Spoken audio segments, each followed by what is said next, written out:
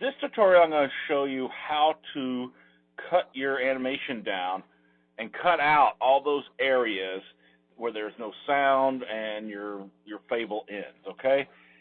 So basically, let's come on over here. We'll bring the timeline indicator over here, and let's play it. Found to be dangerous. End of. Okay, so somewhere in here we want to trim it at. Now, we could trim it here. We could cut everything out here, but I think it's best to leave just a little area in the animation where there's no sound, so there'll just be the text up. And so let me just come over here. We'll first trim the audio. Okay, so we have our timeline indicator where we want to trim everything. We're going to drag this over too. Work area end. Okay, so we're going to trim that there. Now, time navigator end.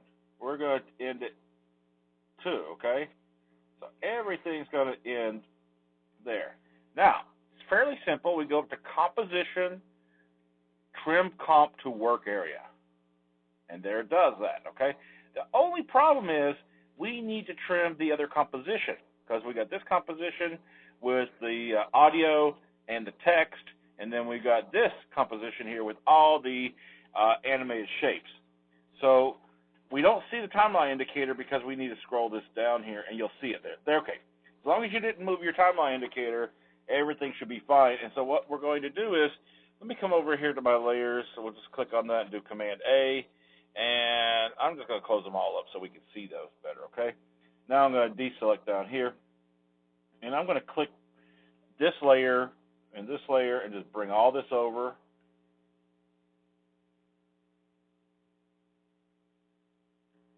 And then we're going to bring this over here too. And basically we're just doing the same thing. But you just got to make sure you do this if you've got multiple comps and you started out with a composition that you were unsure of how long it was going to need to be. And now we could just go and trim comp area. And that's it. That's pretty simple, okay? And now everything's cut down to the size it needs to be, okay? So I hope this helps you out.